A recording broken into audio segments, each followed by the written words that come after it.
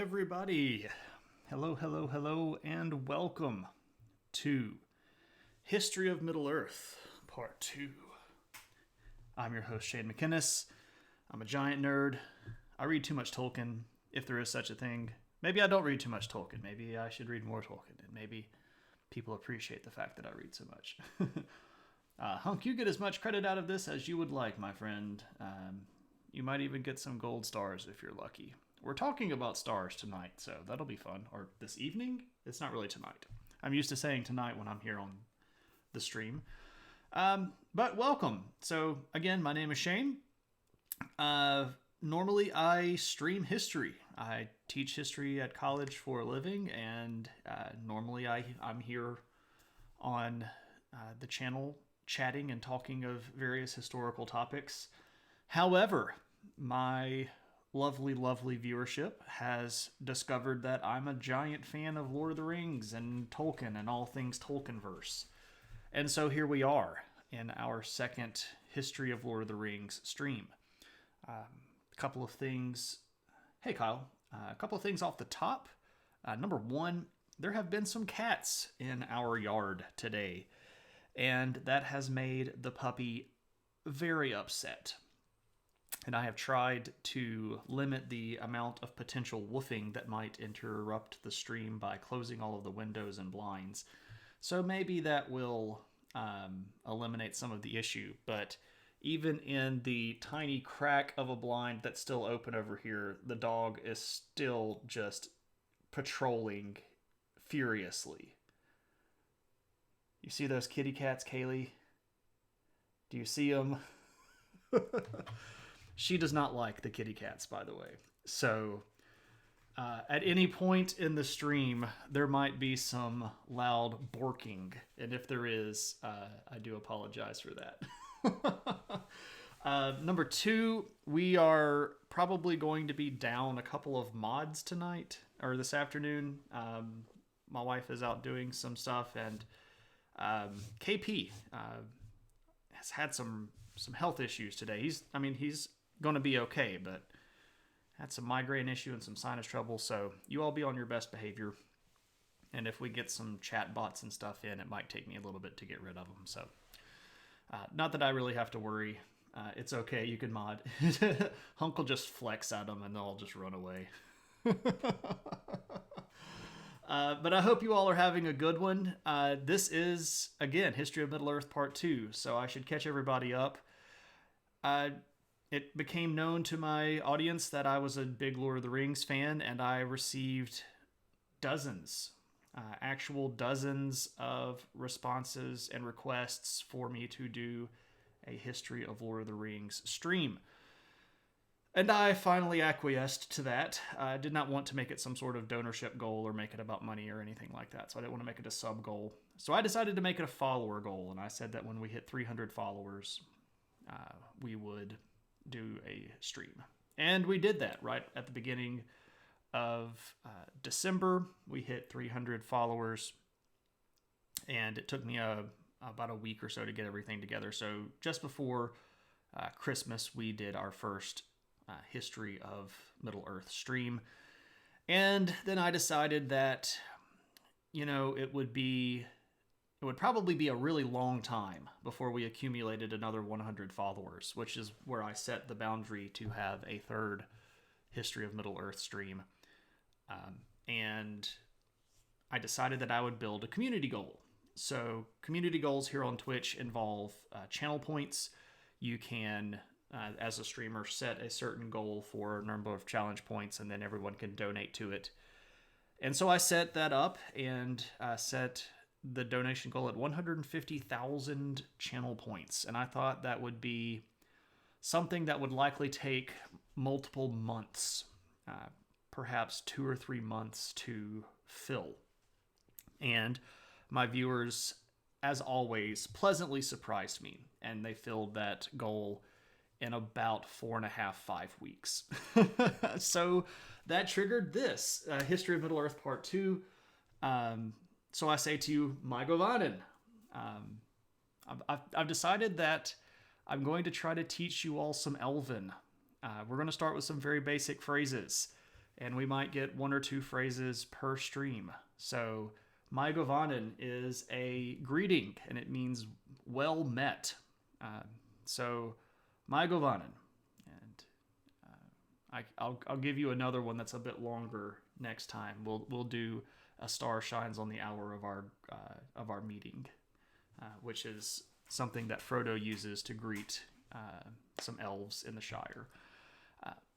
But anyway, so there's a little bit of Elven for you. And we'll talk about the differences between Elven languages and stuff, because there are actually several different ones. And it gets a little bit confusing, so we'll take it slow. Let's just take it that way. All right, so that leads us to, when are we going to get History of Middle-earth 3? Well, that's going to happen when we get to 400 followers. And I thought, again, that would be a very long, drawn-out process. It took me 8 months to get 300 followers. However, since the beginning of December, when we did our last stream of History of Middle-earth, I have already made it to 367 followers.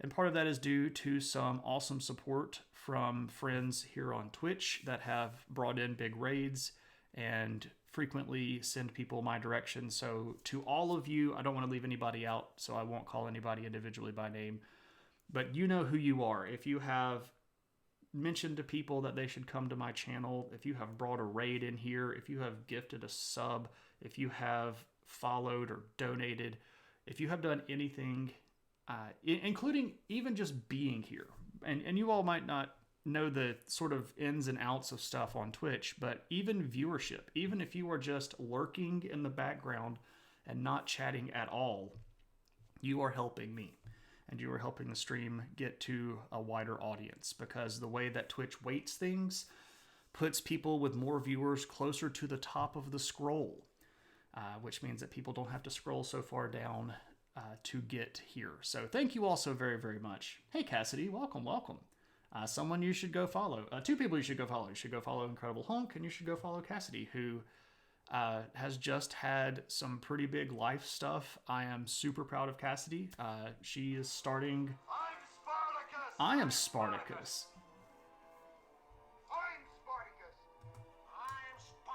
I'm Spartacus.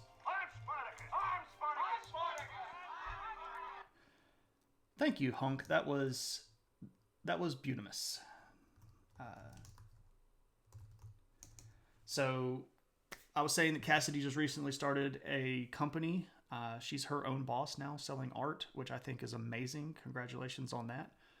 Go follow her stuff. Keep an eyeball on her on Twitch. She's going to sort of roll out her new web store pretty soon. So big stuff with good friends here on Twitch. It really doesn't work as well without you all. I mean, I could get here and talk to the void, and I could shout words into the nameless universe, but you all make it so much better and so much more fun. So a very honest thanks. But you didn't come here to hear me ramble about life and the pursuit of happiness and all of that stuff. You came here for some tasty Middle-earth factual data, which I know that everybody is super excited to get to. So let me begin with a very, very brief recap of History of Middle-earth Part 1. If you did not see History of Middle-earth Part 1, you won't be completely lost, but if you can, I did save the VOD. You can go check that out. It will illuminate a lot of the stuff that happens today. This does really build pretty heavily on what we did last time. So don't feel bad if you haven't. You'll be able to pick up and have fun and enjoy some stuff today. But if you like what you're seeing today and you didn't catch the first one, by all means, go back and watch the first VOD for this. But that's no Void. It only gets really entertaining when the Void talks back. It does. It gets so much more entertaining. And it's a fun thing to know that there are people across the world with like minds and like values that we can talk to and meet with, and it proves that we're not alone. It's such a good thing. I'm very happy about that. Very excited. Okay, so very briefly, what we covered last time. There was the original god, the first god of everything. He was the creator. He had no beginning and he had no end. And his name was Eru Iluvatar. And he was the creator. And he created all of the other gods. There are two types of gods. The sort of big, powerful gods, the upper tier of gods, are called Valar. And the minor gods, what we might call demigods or perhaps angelic beings, are called Maiar. So Iluvatar made the Valar and the Maiar, and then he taught them all music. And from the music that he taught them, they began to play this great symphony. And there was one particular Valar named Melkor, who was the mightiest of them all. Not the first, but the mightiest. And he began to sort of try to interject himself into the music because he was very vain. And he was scolded in front of all of the other Valar. And Iluvatar showed them what their music was creating. And what the music had created was this blueprint for the universe. And the name of the universe in Middle-earth is called Ea. And it simply just means what is. All right? And Iluvatar showed this blueprint in part to the Valar and gave them a choice and said, if you would like to, you can go down into the creation and you can live amongst what we have created. And several of the big Valar did. However, when they arrived in Ea, they discovered that it was a murky black emptiness. Would make a great rock opera. I would dig that so much. I would watch a creation of Middle-earth rock opera in a heartbeat. Kyle, it sounds like I've already got my my cameraman for when I film that, right?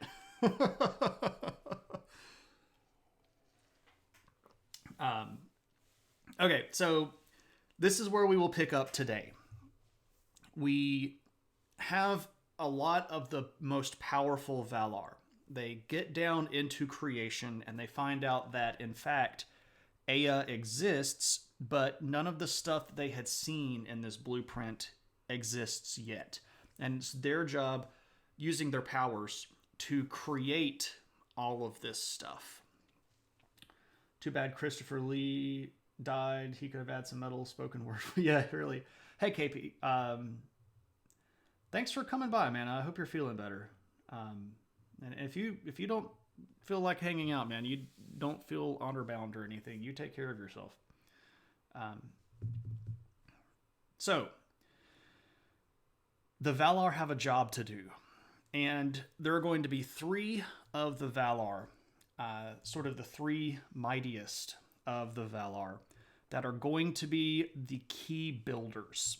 And these are the ones that are going to start constructing what they saw from the blueprint. And they are Manwë, Ulmo, and Aula. And I have some photos. And again, let me remind everybody, or let me tell everybody, there are not many approved actual pictures from this time period. J.R.R. Tolkien was not a sketch artist. He was not an artist himself. He drew some of the maps. He drew some of the sort of diagrams and things, but most of the photos that we have that I'm going to be showing you are from people that are basically doing fan art. And for that reason, they are not what we would call authorized or approved. So if you have a version of Manwë or Ulmo or Aula in your head that's different than these photos, that's A-okay. And even if you like these images, you should remember that Valar can change their shape. So it might be that every single image of these beings that exists is accurate in one way or the other, because they could just choose to become like that. You're watching Char's counterattack on the couch. I'm working towards that myself. Hey, Graythar, welcome. Tolkien approved some art, but it was mostly for... Right. So the stuff that we have is from much later. And that stuff all happens in the Third Age, which is... We're not even in the First Age yet right now. So, so be aware. All right, so let's look at some pictures. So this is Manwe. Manwe, again, is the king of the Valar. He is the lord of air and sort of like what you might consider a storm god, if you will. He is the leader of the Valar in Ea. So you can see he's got the cool little crown here that signifies that he is the leader. Next, we have Ulmo, who frequently does appear as a very old man here, like this. He is the god of the oceans and waters. He is roughly equivalent to someone like Poseidon or Triton, if you are familiar with the Greek pantheon. And this guy, who is Aula. And Aula is the smith of the gods. And he was the god of construction and smithing and things that are in the earth. You worked for a company called Manwe Productions. Yes, the owner was a fan. I approve. So these three are going to be the most active builders. And you know this, air, earth, and water, right? So these are the things that you make a universe out of. So these three start to work, and all of the other Valar that are there help as well. I'm not trying to diminish their roles. I'm just saying that if you read the story, most of the work is done by those three. Believe it or not, I am actually skimming some of this material. The Silmarillion is quite detailed, as Tolkien has shown to be in many, many occasions. He gives lots and lots of details.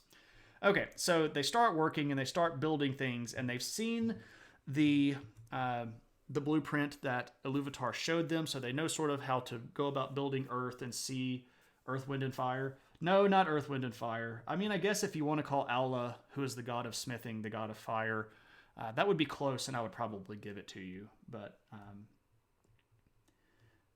Earth and Fire are more like Aula, and you'd leave out Ulmo in that scenario.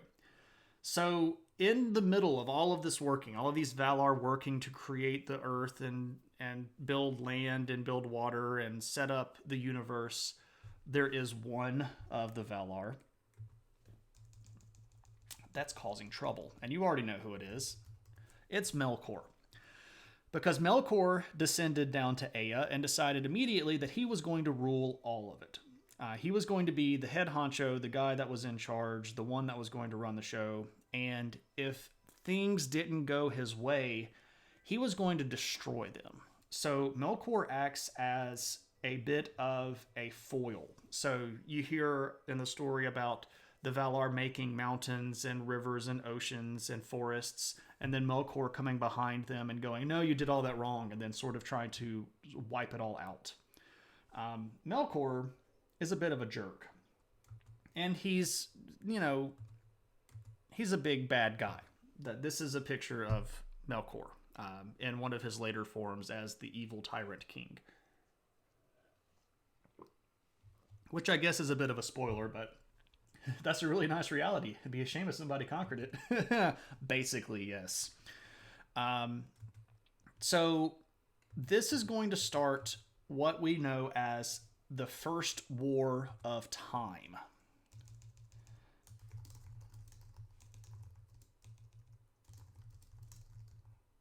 Yeah. Let me just try to go First War. Time. Hey, there we go. First War of Time. So, Melkor is going to claim basically the universe as his own.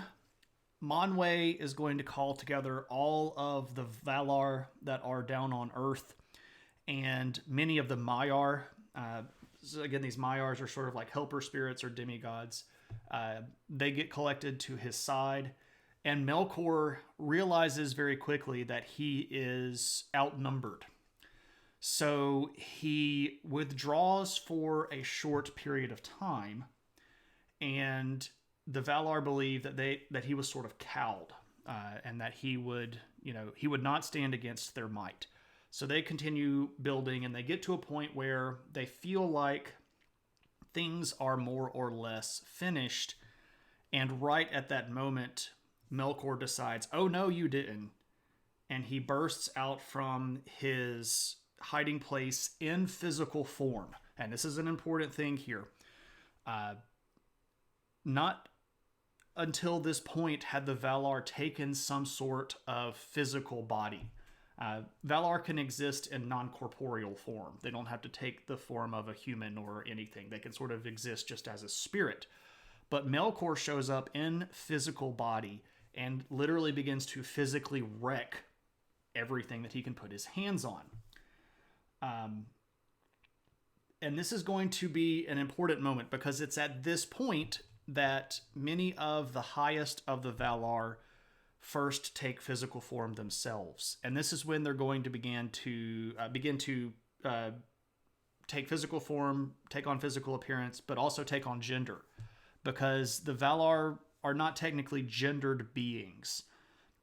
They took on images of themselves as they saw themselves. So you start seeing pairs of Valar. You see like Melkor and Varda, who are the king and the queen. You see Aula and Yavanna, who are a married pair, and things like that. So Melkor decides that he's just going to destroy everything. And this is very destructive. The Valar call up all of their forces, and many of the Maiar come to their side again. However, because of the might and power of Melkor, there were several Maiar that had been brought to his side even as far back as the music. When Melkor started trying to sing his own version of the music, he had attracted some of the Maiar. And some of those are going to move over to his faction. So he's actually going to get a sizable portion of the Maiar on his side because, well, he's super strong and powerful. And this was described as something that was sort of awesome to behold, right? And it's suspected that at this point, one of the Maiar that goes over to the side of Melkor is in fact one named Sauron, who, if you have read Lord of the Rings, know as a big old bad guy. Well, it should make you wonder that if Sauron was such a big bad guy, how much badder is Melkor, who is his lord and multiple times stronger than Sauron? So that sort of gives you a basis with which to compare Melkor. So Sauron was a little punk compared to Melkor. Well, at this point, the war gets really bad. The Valar are trying to contain the destruction. Manwë knows the most of the mind of Ilúvatar, so he can sort of try to heal things, and he can try to put things right, and he can use the power of the Valar and Maiar on his side to heal the land. But Melkor and his followers had become numerous and powerful. And it's at this point that, looking in from the outside of the universe, there is a particular Valar that's still up in the endless halls with Manwë, and his name is Tulkas. Tulkas is this guy, and he is referred to as the champion of the Valar because he is the mightiest in battle, which is why this dude looks buff as a junk. Yeah, exactly. Beefy. So Tulkas looks down into Ea and he sees all of this fighting. And even though he did not originally decide that he wanted to go down into Ea, he sees the suffering of his fellow Valar against Melkor. And Tulkas decides that it's time to have a reckoning. And this is a really fun story because as Tulkas is descending from the Timeless Halls, which is basically like the closest equivalent is eternal heaven where time doesn't exist, right? As Tulkas is descending down into Ea, he begins to laugh. And this isn't like a hee kind of laugh. It's more like a ha ha ha, I'm coming to get you kind of laugh. And Melkor hears this and knows immediately who it is. He's like, oh crap, that's Tulkas. And Melkor gets scared. And Melkor retreats to outside of the land. There is a region that separates the creation from the void, and they are called the Walls of Night. And Melkor runs away and brings most of his supporters beyond the Walls of Night, which is not outside of the universe. It's not back up to the timeless halls, but this would be like running away from the Earth and hiding out in deep space, sort of. But he's not defeated. He just retreats. So Tulkas joins the fray. Everybody gets very excited to see him because, again, this dude is like a buff Joker that can really handle his own in a fight. He is the mightiest fighter, right? So this is a big boon to the side of the good guys. And when Melkor takes his ilk and run away beyond the Walls of Night, the creation of Earth is finished. And Earth at the time is that at that point is called Arda. All right, so Ea is the universe, Arda is the Earth. And based on some calculations that the elves made in the First Age, this is like about 1900 years since the Valar first came down into Ea. So there you go. For whatever that's worth. There's not really necessarily a year that exists at that point because there's no cycle of day and night. It's just sort of perpetual existence. I'd say more like the void between solar systems or galaxies. Well, Arda was the only thing there, so even saying galaxies would imply that there are multiple Ardas. We could mess. Does time matter to timeless beings?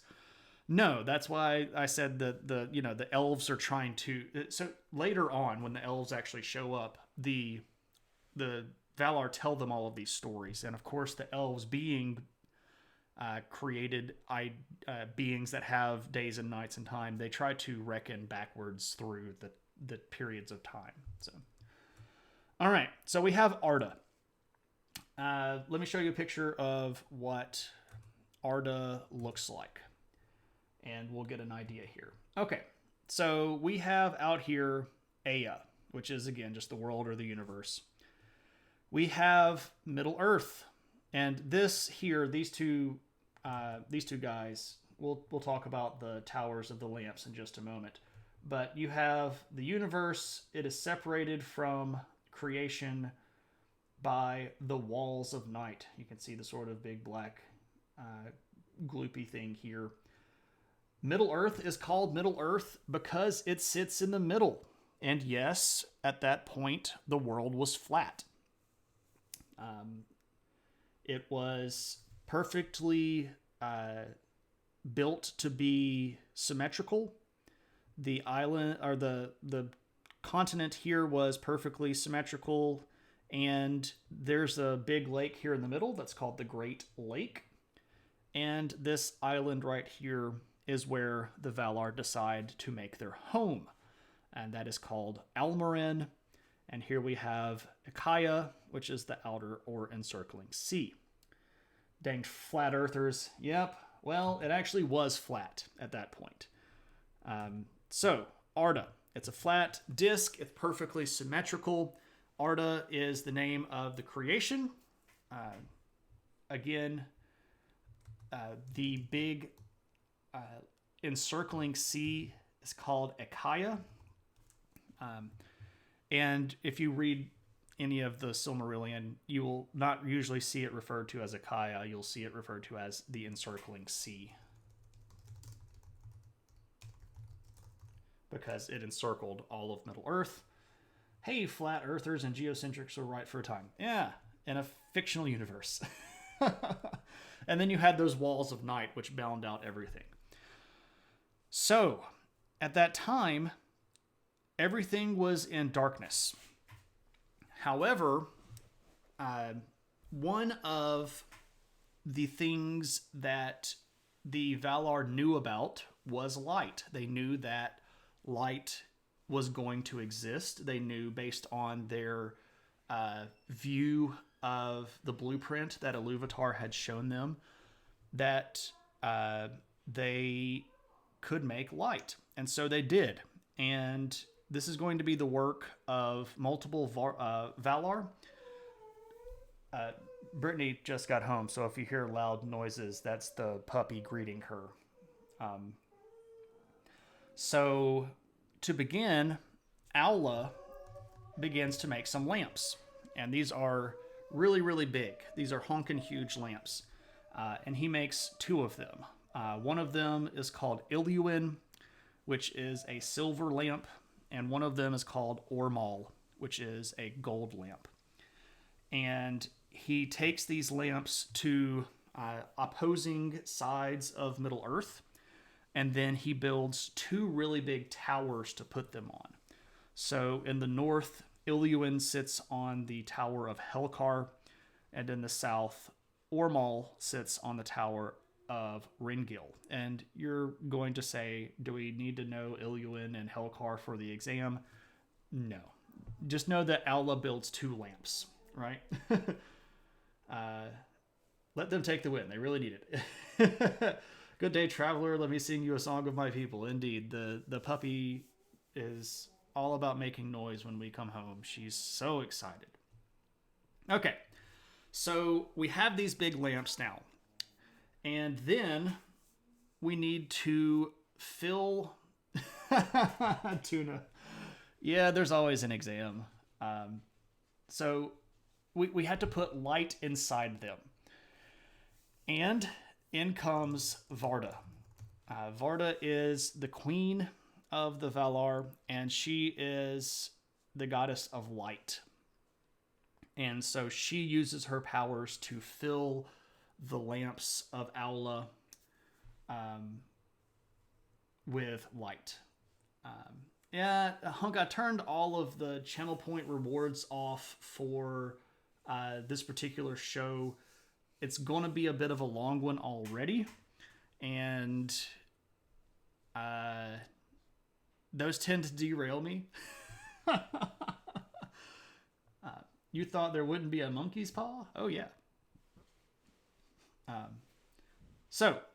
Varda puts light into the lamps and puts silver light into Iluin and puts gold light into Ormal. And then Manwe comes behind them and sees what they have built, and he hallows them. He uses his power to basically make them perpetually burning. And he sets them aside as sort of sanctified parts of the universe.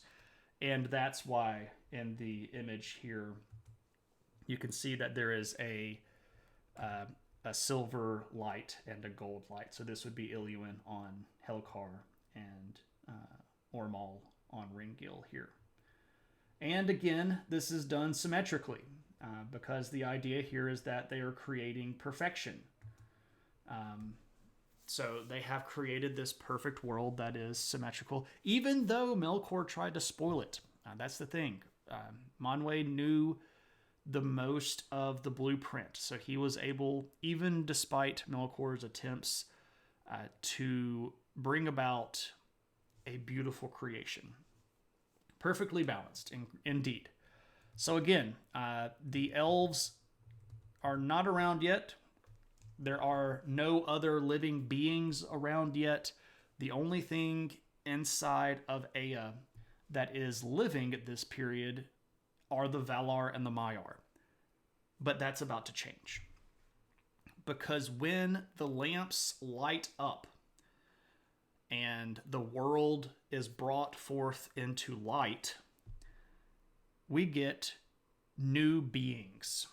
And these are things that had been created but were held behind in darkness waiting for the light. And they are Olvar. And you go, wait, how many words are we going to see today, Shane? Lots. And again, I'm not going to continue to use these things. I just want you to know that they exist. One of the things that Tolkien was really, really big fans of was giving everything a proper noun because he was a linguist. So you got to know that he's got words for all of these things. Olvar are flora. And when the light shows up, all of the seeds that were in the earth that had been planted waiting for the light burst forth, and you get trees and grasses and shrubbery, and flowers, and you get all of the flora of the world. All right? But that means there are also animals that are called Kelvar, and these are your fauna. And you see creatures. You see birds and snakes and, dogs and cats and animals and such spring forth. And this is where you get deer and rabbits and hare, all the animals. It's almost like he was one of the top linguistic professors of his day, right? So Olvar and Kelvar, the light awakens them. And this is going to be sort of a common theme, that light and awakening go together, right? Okay, so the goddess that is sort of behind most of this is the goddess of Yavanna, or Valar. I shouldn't say goddess. They're not technically gods. And this is an image here of Yavanna. You can see that she's decked out in all of her green stuff. She's surrounded by flowers. That's pretty common when you see. She's almost always dressed in things that look like they're made out of the earth. She's a pretty cool Valar, one of my favorite Valar. So Yavanna is the sort of creator of most of these flowers and plants and things like that, and animals. So she's got a lot to do, and she's been pretty busy. So this period of time sees them build their home on, again, the big island of Almarin. So that's the sort of the island in the center of the Great Lake. And words are hard. Tolkien, hold my beer. Accurate. Very, very accurate. You think words are hard. How about more words? Yeah, that. Okay, so Almarin is their home. They begin to sort of build dwelling places for themselves, and things are going really great. And this period of time is called the Spring of Yavanna. Sometimes you see it referred to as the Spring of Arda. Other times you see it referred to as the Spring of Yavanna, because she is the one that sort of makes all of this stuff happen. But we'll just call it the Spring for the moment. And this is a great time. The Valar and Maiar are united. Everyone is living in harmony.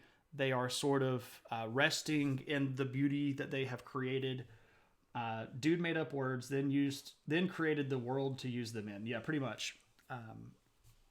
So just like any good springtime, there is a wedding. And the wedding in the spring is between Tulkas, the great champion, the great fighter, and Nessa, the goddess that is sort of like the goddess of companionship and hospitality. So they go together really well. Nice day for a white wedding, indeed.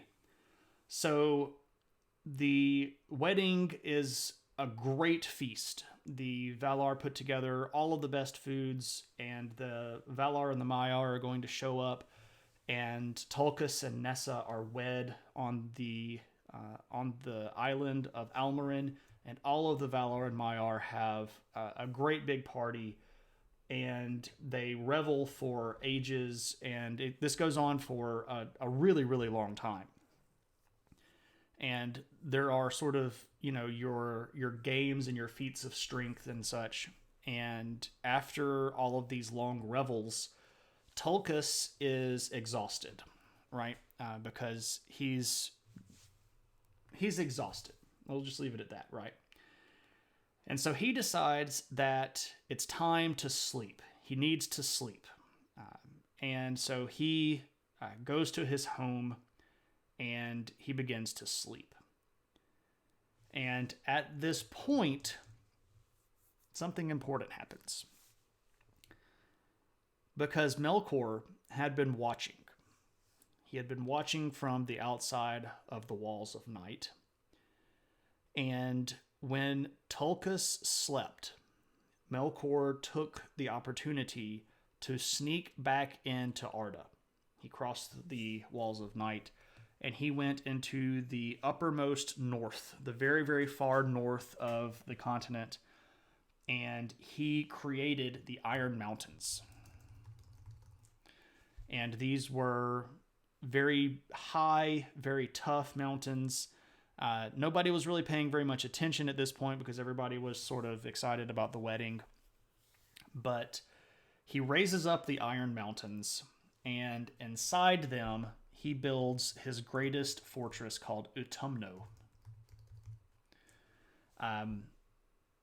If you have read Lord of the Rings, or if you have seen the movie where, in the first Fellowship movie, where Gandalf sort of squares off against the Balrog under Khazad-dûm, one of the titles that Gandalf uses to address the Balrog is Flame of Udun. And Udun here is another name for Utumno. So when Gandalf refers to the Balrog as Flame of Udun,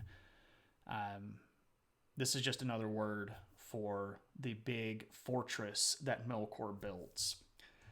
Now, why would Utumno? Now, why would we want a big fortress if we are the bad guy? And why would we put these fortresses under these big mountains that we built? Well, because Melkor's preparing for war. And inside of Utumno, Melkor begins to collect all of those Maiar that were his servants, and he fills Utumno with them and gives many of them new forms and new powers from his sort of repertoire. And it is here that we first get Balrogs. So if you have seen the movies Lord of the Rings, you know what a Balrog looks like. Because that's just where you put evil layers, right? Under the mountains in the farthest reaches of the north. Duh. So, yeah, this is where Balrogs first show up. Now, remember, none of the other Valar know what's going on. This is all happening in secret. Melkor is plotting and building his strength all in secret. And that's important. Because, well, things about to go down. So, after the wedding and after all of this stuff happens, the Valar are still content. They're living on their island of Almarin. Things are going great. Everybody is feeling pretty happy. They are living their lives in bliss and peace, and they are awaiting the first children. Ooh, where did that go? No, I don't want to type up there. I want to type over here. Nice day for a red wedding. Ooh, no, not quite that bad. The wedding does go all the way through and nobody dies in it. So the Valar know, because of the blueprint that they saw up in the Timeless Halls, and because Iluvatar told them that there would be two races of children, and there would be the first children and the second children. But the Valar did not know when they would awaken or when they would arrive. So after this wedding and after everybody gets, everything done and there's peace in the world, everybody sort of gets like this level of happy anxiety, right? It's getting closer to Christmas morning, right? Everybody's getting excited because they know that it must be time. The long awaited day where the first children will awake must be coming soon. But they don't know when this will happen, and they don't know where this will happen. But they know that it has to be, right around the corner. They've created the universe, they've created the planet, the continent. There are birds, there are flowers, there are things to live off of. There is beauty, there is light. Everything is perfect. So it has to be soon. And they're just waiting for this with bated anticipation. And it's at that moment that Melkor decides to be a poopy pants. That's right. Melkor, after hoarding his evil for 1,000 years up in Autumno, decides that it is time to make his attack. And here's what he does to be sneaky. So his big fortress is up in the north, and it's very close to the northernmost tower of Helkar that holds the big northern silver lamp on it. And so the lamp itself and the tower had supposedly been made out of basically imperturbable substance. But Melkor finds out that it's actually just made out of ice. And that's fine, because Melkor knows how to... Now it's like magically enchanted ice, but he can break this. One of the things about Melkor is that instead of being the god of one thing, he had a bit of all of the other Valar skills. So he is the sort of ultimate jack of all trades. And he knew a little bit of everything. So he looks at this working that Aula had made, and he goes, I can jack that up. And so he does. He melts the Tower of the North and casts down the northern lamp. And what this does is it actually shifts the balance of the entire creation, because now things are out of symmetry. And the northern tower melts, and then before the Valar know what's really going on, he moves a lot of his minions down, and they melt the south tower and cast down the southern lamp. And this is bad, because this floods a huge portion of the land. And the parts of the land that are not flooded are being consumed by the fire from the lamps. Because remember, when Varda put them in there and Manwë hallowed them, they were basically fire that would burn forever. So this fire that's like non-put-outable is being spread over all the continents, and it's wrecking everything. It's burning all the plants, it's killing all of the animals. The land itself had literally been shaken. Imagine having a plate. If you've ever waited a table, you know what it would be like if somebody put a bunch of stuff around there and then picked up one plate off one side of your platter. It destabilizes everything and stuff goes everywhere. So there's this giant flood over part of the continent. There's a huge fire that's raging on the other parts that are above. The lamps are gone, so the only light that's being given in the planet at the time is from these big fires. This is like crazy bad times, right? And so the Valar, that seems like a design flaw. Well, they didn't design it for some powerful being to come in and wreck it. They designed it to be a paradise that was in perfect symmetry and harmony. And if Melkor had left everything alone, it would have stayed that way forever. But, Melkor's going to Melkor, right? That's sort of his deal. So the Valar have to decide. They could try to capture Melkor and get rid of him, or they could try to save Arda. And the threat to Arda is such that they can't really do both. They know that if they have to go fight Melkor, they're also going to have to fight all of his servants, all of the Maiar that had gone over to his side, and in the process of trying to fight him, everything that they had created would be destroyed. And so this is a tough call, right? So Manwe decides we need to save Arda. We were sent here to prepare this place for the first children. We need to do what we can to save it. So Manwe collects the Valar again, and they go out to try to save things. And Manwe puts out the fire. Ulmo calms the waters and tries to make them recede back from the land.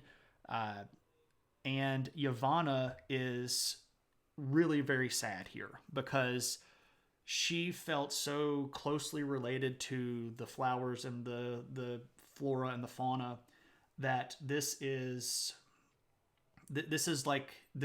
destroying part of her almost. So instead of trying to save things like seeds and all of this stuff, what she does is she uses her powers to sort of put everything back to sleep, right? Like they were before the lamps had been made. So the lamps showed up and the light illuminated everything and they sprang up into life. So now that the lamps are gone and the fire is out, it's back in darkness. So she puts a lot of the stuff back to sleep. And this is what basically saves all of the flora and fauna of Arda. He didn't start the fire. He didn't. But he definitely wrecked the game, and he ruined a lot of stuff. And in the process of this, as the Valar are running around and putting out all the fires and calming the waters and trying to save all the plants and animals, Melkor retreats back to Autumno. And because it is still secret, they don't know where he went. And this is a truly tragic moment because everything that they had just built, all of this beautiful perfection is now gone. And the world literally looks different. The perfect symmetry of the world has been destroyed. And you end up with a couple of sort of marred continents in the middle. You end up with all of these new land masses and new oceans. And the Valar are very sad. And they have a moment where they sort of decide how they're going to handle this. You know, like, what are we going to do? How can we try to save things? They go back to Almarin, their home on the island in the middle, but it is completely destroyed. There is no salvaging Almarin. And so they make a fateful decision. At this point, there are 3 continents now. There's a continent far to the east that had been almost completely destroyed. There is a sort of a strip in the middle that becomes known as Middle-earth. And then there is a continent to the west that has been mostly spared. And that continent is called Aman. And they decide that they will move to Aman. And the word Aman translates to the Blessed Realm. What? So if you've ever read The Lord of the Rings and you see the frequent references to the Blessed Realm, this is the westernmost part of Arda at the time. So, okay, we are in a pretty decent spot now. It's not a good spot. It's not where we want it to be, but there is new opportunity. So they get to this western continent and they decide that they need to do some work on it. All right, so let me show you a map of the Blessed Realm. Now, I will note that when I show this to you, it's going to have some stuff on it that we're not going to talk about right now. We will refer to this map again a few times in the future in other streams. Okay, so this is what is left of that formerly perfect circled world, right? So basically this is kind of like the western rim of that circle. And you see here that this is Aman. So we still have Akaya, the encircling seas out here to the side, but we also have this new ocean, this new sea that is called Beliegar. All right. This is part of what happened when all of the ice from the two towers got melted and flooded the land. Uh, we can see here that there are very big and very tall mountains. These mountains get raised on purpose because they scout out all of Amon and they know from top to bottom that Melkor is not there. And they suspect that he is still in the middle part of Arda in Middle Earth, but they know that he is not here. So they raise the Pelori Mountains as a guard against Melkor. So if he wants to try to invade the Blessed Realm, he and his minions are going to have to cross these really super high mountains. And one of the things that is, and you can't really read this, but I'll type it out. This tower right here is important. This is called Tenequatil, and it is the Tower of Manwë. You can see here this region, this sort of plain right here. These are the plains of Yavanna. This is referred to as Valinor. There's a little hill right here that becomes really important. And then there are the halls of Mandos and the houses of Nienna, and we'll talk about some of this stuff in just a second.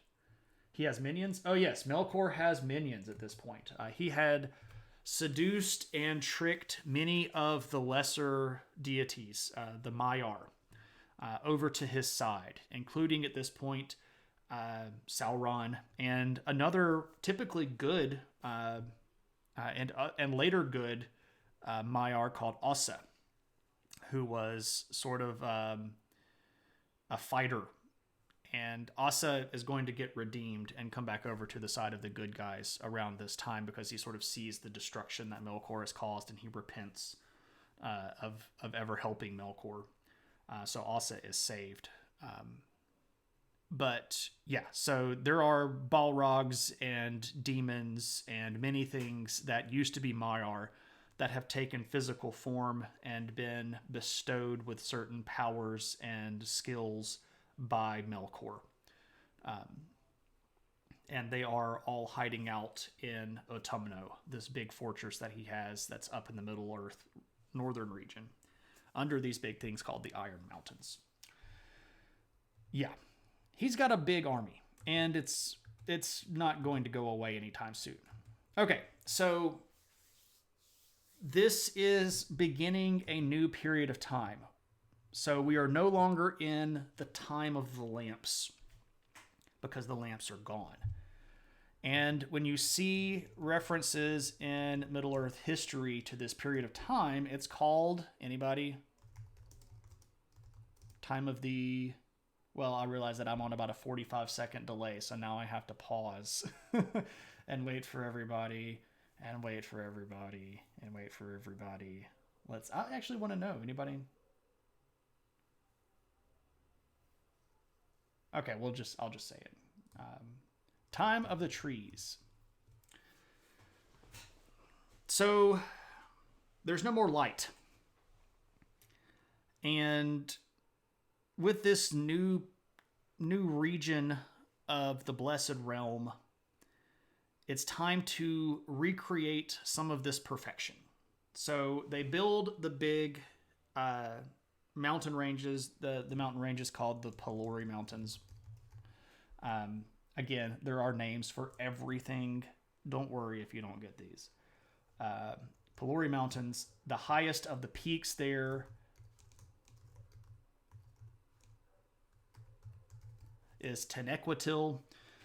This is the highest peak of the Pelori Mountains. Sorry, you're watching on your TV. It takes me a second to get the app up on your phone. all good, no worries. Okay, so Tenequatil. This is a really tall mountain, and it's a very, very tall peak, and it almost comes up to like a spire. And on the top of it is this seeing spot. And this is the seeing site of Manwë. And when we use the word seeing here, we capitalize it, because if Manwë goes up to the top of Tenequatil and looks out with a purpose, He can see everything that's going on the surface of Arda. He can see what's going on in the air and on the surface of Arda. He can't see into the oceans very well, and he can't see under the ground very well. But he can see things moving on the surface and anything flying in the air. And this is an important thing because not being able to see under the ground means that he can't figure out where Melkor is.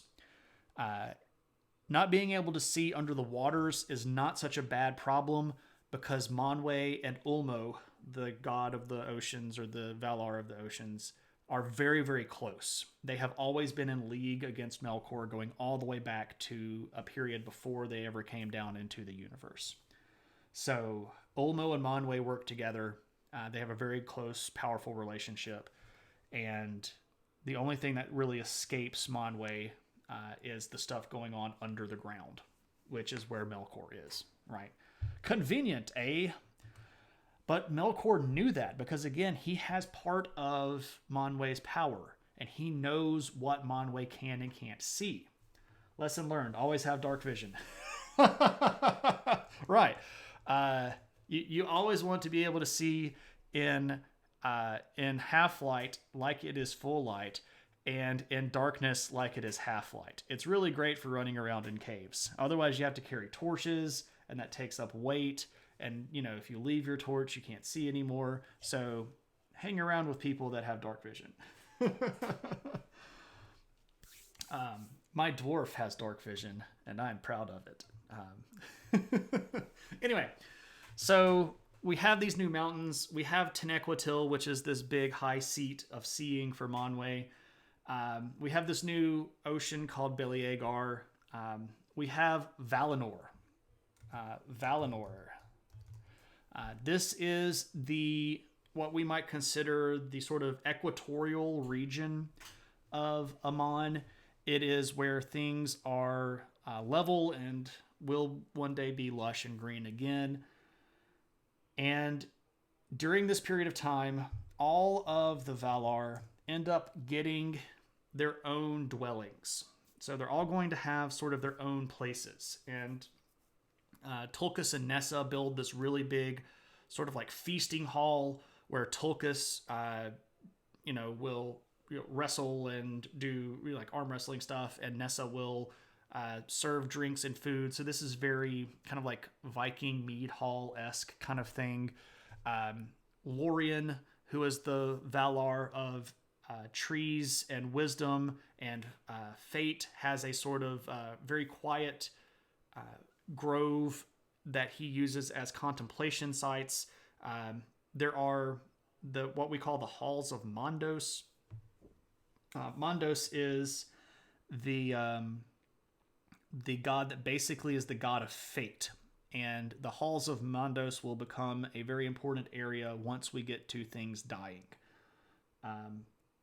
But you have all of these places that are sort of designed to fit each of the Valar.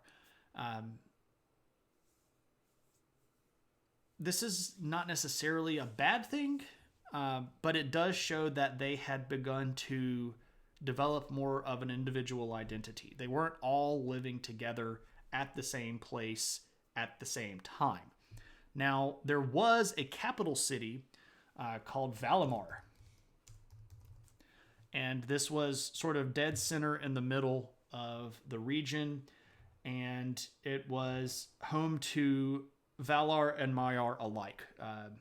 Each of the Valar sort of start developing connections with individual Maiar. And you start seeing some of these Maiar take on important roles as servants or helpers to particular Valar, for example, one important one. Let's actually hold off on that for a second. I'm getting a bit ahead of myself because I'm kind of excited about that. Okay, so there is this hill, and I mentioned this hill. The hill's name is Ezelohar. And on this hill, it is decided that there will be new light sources. And the hill here is just beside the city of Valamar. The hills are alive with the sound of music. So it's time to make new light. And one of the biggest reasons that new light is requested is because Yavanna wants to awaken all of her creations again. Hey, Kelly, and hey, Dilo. The hills don't have eyes yet. Well, I guess they kind of do up in the Iron Hills where Melkor is hiding with all of the Balrogs. If you go up there, they're probably going to snatch you and torture you in dungeons that are deeper than the deepest pits of the earth. So they probably do have eyes up there. You don't want to go hanging around that area. But welcome, friends. So, Azelohar, it's a hill. Yavanna decides that it's time to bring light again because she wants to restore the beauty. She wants to bring back the flora and the fauna, and she decides that it's going to be time for her to do what might be her greatest working yet. And so Yavanna goes to the hill and she begins to sing. So yes, the hills are alive with the sound of music. Remember that music in the world here is directly linked with this concept of creation. And so Yavanna sings this beautiful song, and 2 trees sprout on the hill of Azelohar. And they are Telperion and Laurelin. Yep, and that's a little bit too big. Let me back that off a little bit. Boom. Telperion and Laurelin. Okay, so these are 2 trees. Telperion is a tree that sprouts up and it has leaves that shine with silver light. And Laurelin is a tree that sprouts up and its leaves shine with golden light. And Yavanna is going to see these shoots coming up, and this is going to be a pretty important moment because this is going to sort of be it's kind of like a reflection moment where all of the Valar get together and they remember the world as it was, the perfection that they had created, and they sort of mourn for the loss of what is gone. And what really sort of kicks off the growth cycle of these trees and what makes them reach the epic proportions that they do is this Vala. This is the Vala Nienna. Nienna is the Vala of sorrow and mourning. This is Mourning, not like morning in the day. She is the goddess of weeping. And she goes to the hill where these 2 shoots are beginning to sprout. And she weeps for the world that they had lost. And she mourns for the perfection and the beauty that had been destroyed by Melkor.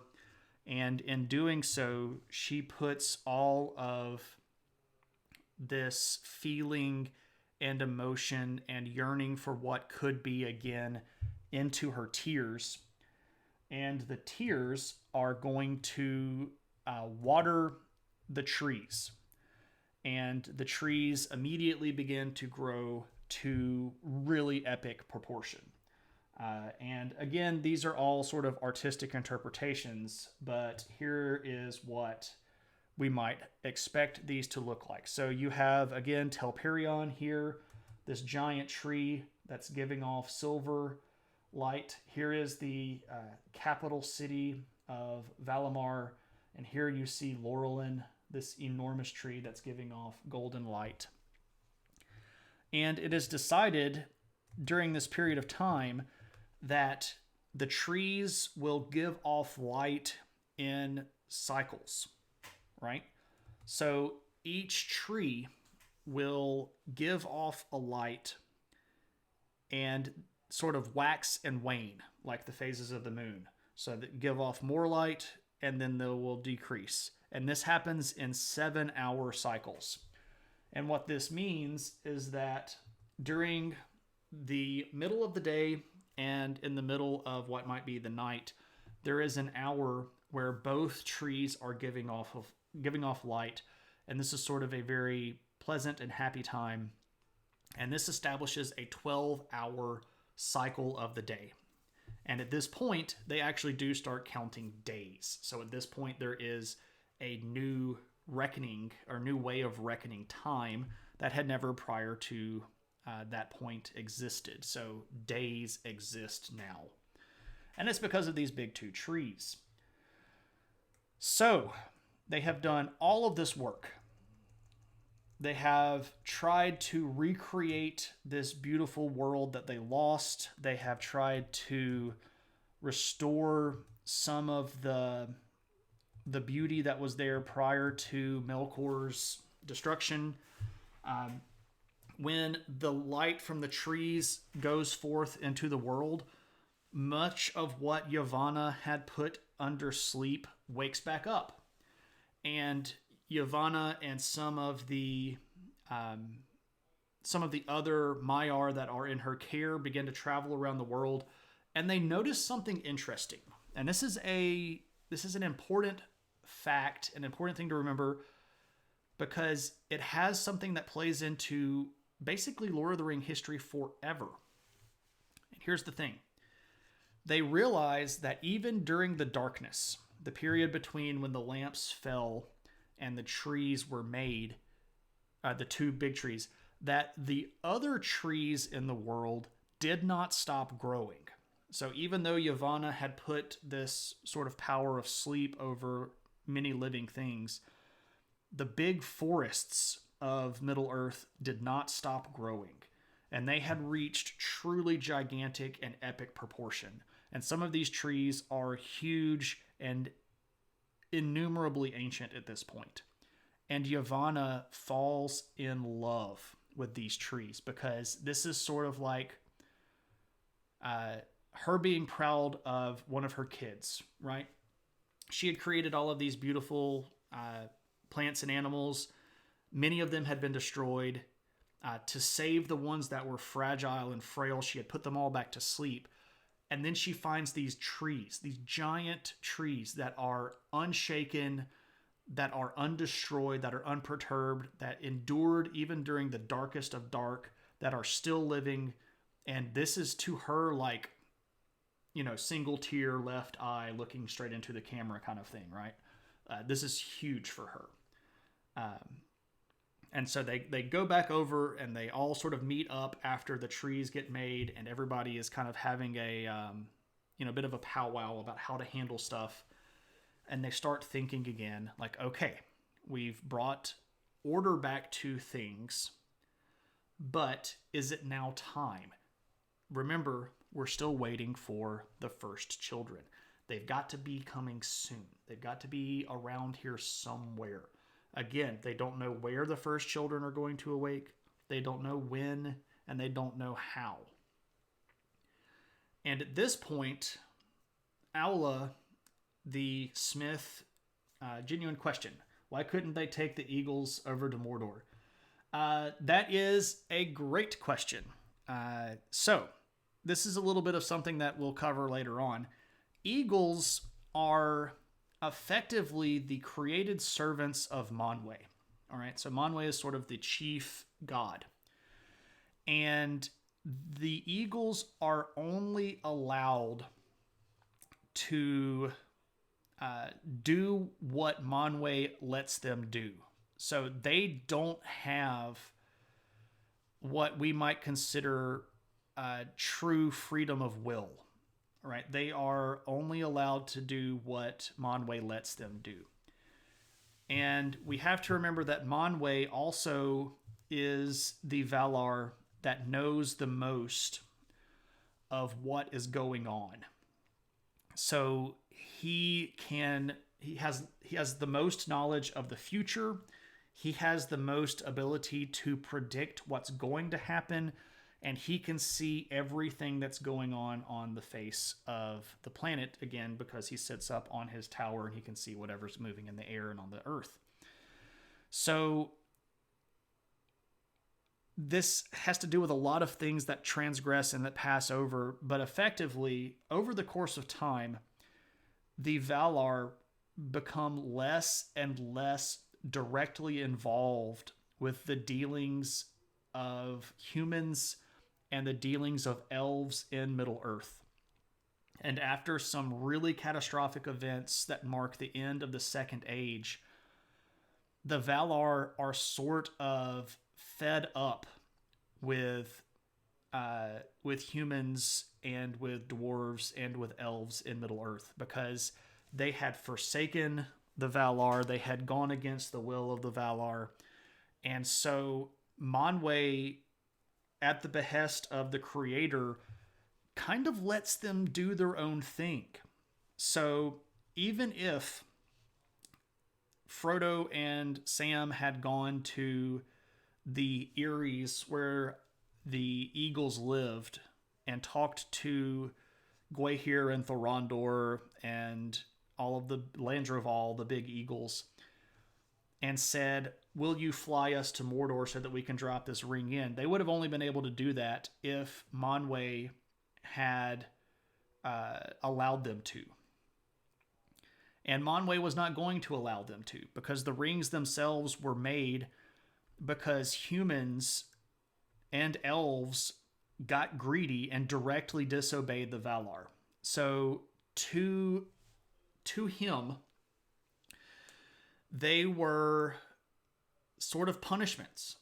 And at any point they wanted, and so why didn't they fly the ring to Mordor is not even really the biggest question. The biggest question is, why didn't Manwë just show up and punk slap Sauron?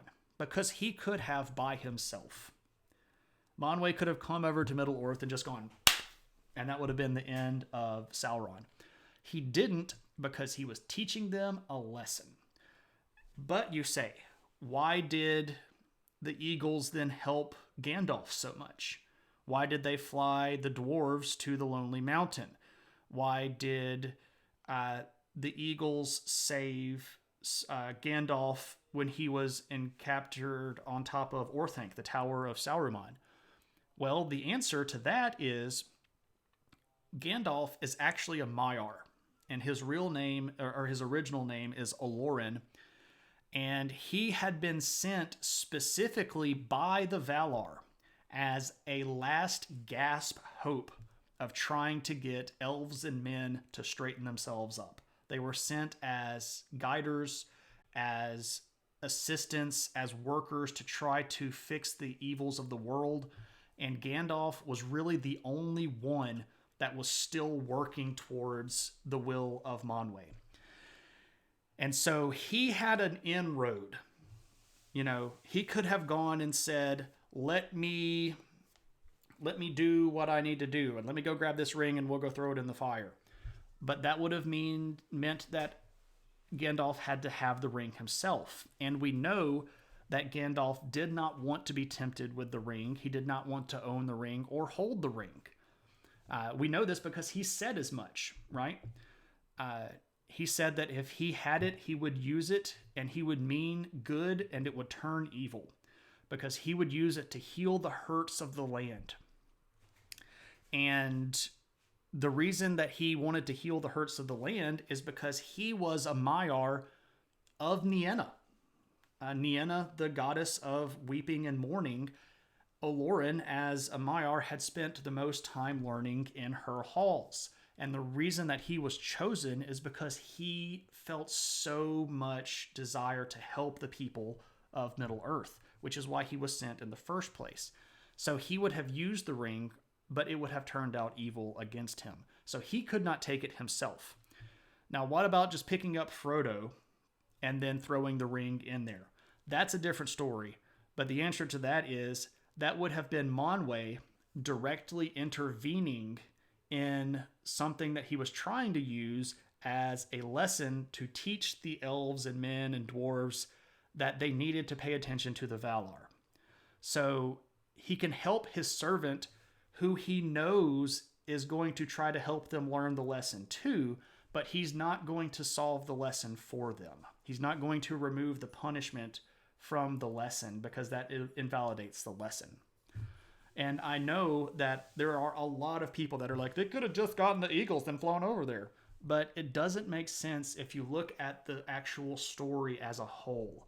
And this is why when we do History of Middle Earth, I start with the beginning stuff. Because Lord of the Rings is an amazing story. And it is a great epic adventure. And it looks sometimes like it might have plot holes in it. But it doesn't have plot holes if you know the whole story. If you understand what's really going on, it even makes more sense. So I know I just spent about 8.5 minutes answering a question about eagles, but that's the reason why they couldn't just hop on the eagles and fly over to Mordor. Because eagles can only do what Manwë said, and Manwë was teaching them a lesson about taking your medicine when you make yourself sick. Besides, who would read that story? Yeah. And lo, did Frodo approach Thranduil and say, hey man, let me catch a ride. Catch a ride? And, drops the ring in, plunk, and there's the end of it. That would be like 3 chapters long. So Jacob Rennie, I hope that answers your question.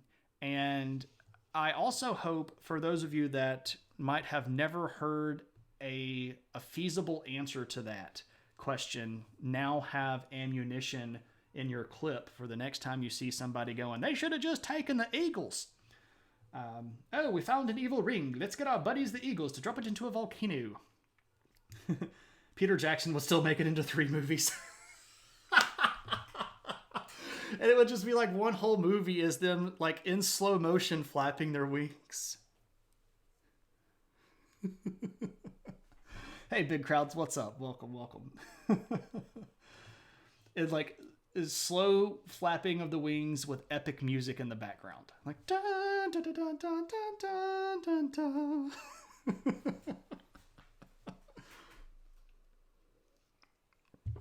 All right. So you came for History of Lord of the Rings and you got explanations to what people think is the biggest plot hole of Lord of the Rings. But it's not. You just have to understand the whole story. Chapter 1, The Wrong Eagles. Chapter 1 is the long-awaited party. All right. So, where were we? Frodo knocks at the door of an aging rocker. I've always thought Radagast would be a great name for a rock band, by the way.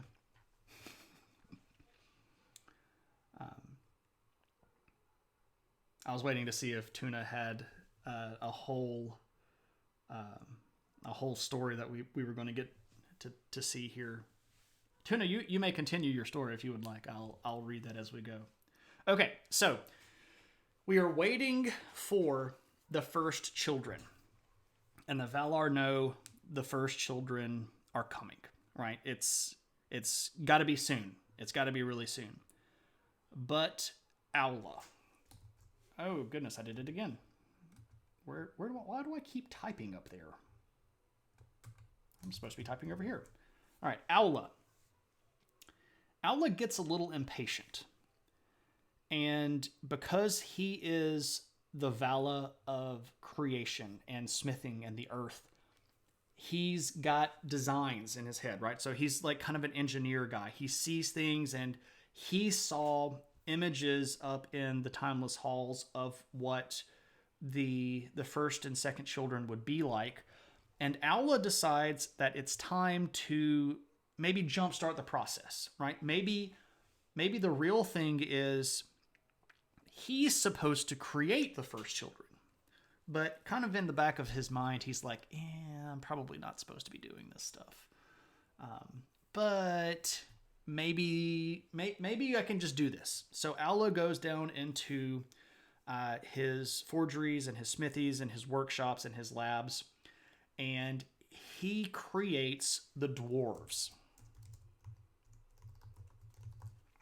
And you go, wait a second, that doesn't sound right. Yeah. So he creates the dwarves, and he creates 7 of them. And you go, wait a second, he creates 7 dwarves? Are they named like Bashful and Sneezy and Sleepy and dopey and bashful and Doc. No, those are not the seven dwarves I'm looking for. All right, so let's catch up with Tuna. The Rock replies, "Sorry, mate. I can't take you to the Hotel California, but there's no volcano there. Also, you can never leave." Chapter 2, The Gang Visits Philadelphia. I love Always Sunny. I don't know if you were here when I mentioned this, but my wife actually found a really great deal for all of the DVDs of Always Sunny that I did not have, and we have been watching through them. I love Always Sunny. That's such a great show. They're all horrible people, but I like the show itself. Okay, so Aula creates the dwarves, and he kind of keeps them down in his workshop. He creates the seven fathers of the dwarves, and he starts trying to teach them how to speak. And he creates the language of the dwarves, and he realizes that they're not there. Like, they can mimic his language and they can learn the speech, but they can't create new words of his own or of their own, because what they don't have is the flame imperishable. If you'll remember, the flame imperishable is the essence of identity. It is what someone must have to be independent and sentient. And because only Iluvatar, the creator, has access to the flame imperishable, Aula cannot create sentient beings. So what he's created are sort of almost like flesh automata. They can replicate noise, they can follow instructions, but they have no essence. They are not individuals. So this is very sad for Aula. And at this moment, there's kind of a come to Eru meeting. So Iluvatar speaks to Aula directly. And he goes, "Hey, what you got there?" Because remember, Iluvatar can see everything and he knows everything and has all the power. And Aula is immediately embarrassed because he recognizes his error. And he's like, I'm so sorry. I have done something that was wrong. I have tried to take on this role that was not mine, and I am utterly embarrassed. And in fact, he decides that it is only right for him to destroy his own creation. So I've shown this picture of Aula a few times, but if you see here, this is Aula with his large hammer, and here are the seven dwarf lords. And the story goes that when he raises his hammer to destroy them, they recoil backwards in fear. And this sort of breaks Aula's heart, because they know enough of programming to know that what's going to happen will destroy them, and they can't really do anything about it but sit there and get destroyed. And this breaks Aula's heart, and Iluvatar knows this. So Iluvatar stops him and goes, don't destroy them. Here's what's going to happen. Iluvatar bestows upon the dwarf lords the flame imperishable, and he gives them sentience. But he says, look, it's not time for these people yet. They're not my first children, and they're not my second children. However, I've seen what they mean to you, and I recognize that what you were doing, even though it was the wrong thing to do, was not necessarily done with the wrong heart. So we're going to take the dwarves, and we will move them to a secret location, and I will lay them under a mountain, and they will sleep until I deem it time for them to wake up. And Aula is incredibly grateful. He thanks Iluvatar for allowing this to happen. Seven dwarf lords, man, crazy coincidence. That's how many rings of power they get later, right? Yeah, because Sauron knows all of this stuff, and Melkor knows all of this stuff. But here's the thing, and this is an important fact as well. Because Aula created the dwarves, and Iluvatar didn't. Iluvatar tells Aula that the relationship between the children of Iluvatar, here meaning elves and men, will always be difficult with the children of Aula. So they could get along, but there will always be this sort of background distrust, this quick to anger relationship between them. And he says this will be most intense between the first children and your children, which is why elves and dwarves don't really get along, because they know what happened in all of this stuff. And Iluvatar was wise enough to see that this was going to happen. All right. Sam says, I can totally make the football team. Take me to the mountain. I am expert at bird law. Bird law. We actually just watched that episode not too long ago. They should make a Binding of Isaac Tolkien version. Oh, sadness. That game's so sad. Tolkien Estate has been super protective of that copyright. Yeah, really. Sorry, teacher, you're late. Hey, Techman, welcome. No problem. Odd considering where the story came from. Yeah, it kind of is. Welcome, though, Techman. Okay, so Aula has all of this stuff. It happens. It's, things go not as bad as they could. And so there are other things sort of transpiring in the background. While Aula's doing all of this stuff, there is another issue with Yavanna. Okay, so Yavanna goes to Manwe. And she says, okay, so you know all about these new children, these first children and second children that are coming. And Manwe goes, I know a lot about them. I don't know everything, but I know a lot about them. And Yavanna goes, okay. So we are going to create things that act as protectors for these first children, right? He's like, oh yeah, we're going to give them, we're going to teach them how to, do stuff like, live and make fires and talk and speak and all that stuff. And she goes, okay, so what are they going to do when they need to eat? And he's like, well, I guess they'll go, kill animals. Within the time frame of Lord of the Rings, how widely aware are the people of this history? Not very. When you read Lord of the Rings or watch the movies, you will hear them referred to frequently as people that are among the wise. And here we'll capitalize W, referring to people that have knowledge. These are people that would know this sort of stuff.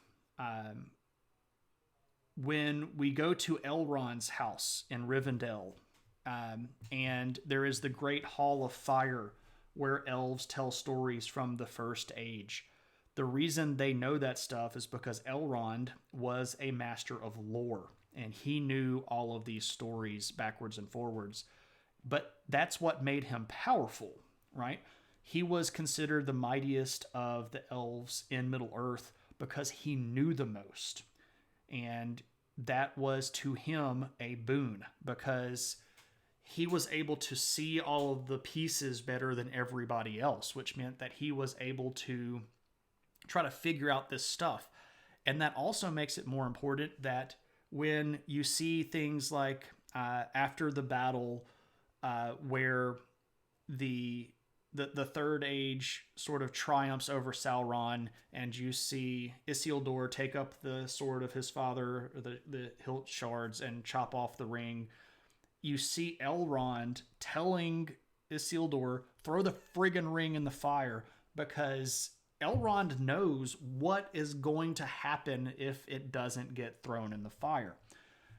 And this wisdom is held by a scant few. You might have people like Elrond, and actually who might actually know more?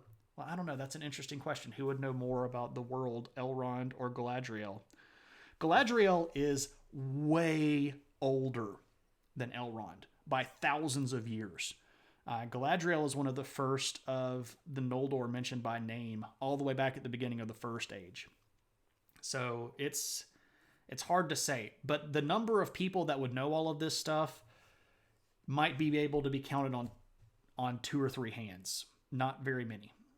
The average regular person in Middle Earth would know very little of this. They might know some stories, they might know some names, but how all of this fit together, very, very few. Very, very few. In the same way that we can know, like, we know who Zeus is, but how many stories do you actually know of Zeus? And you might even know general things like, yeah, Zeus was kind of a philanderer and he always tried to chase women. But how many of the names of the women do you know? And how many specific stories of that do you know? You know that Mars was the god, the Roman god of war, and that red is associated with him. But do you know any of the stories about him? Do you know how the gods got along? Right? So in that same way, there would probably be some people that knew, like, oh yeah, they're the Vala, they live over there in the West, but do they know what the West looks like or how it got to be the West or anything like that? Probably not. In the same way, here's an example. If you went to Washington, D.C., one of the biggest and most symbolic cities in the United States, and you just walked around it yourself, you would be able to look at some stuff and go like, oh yeah, that's an eagle. I know what that is. And like, oh yeah, that's this thing.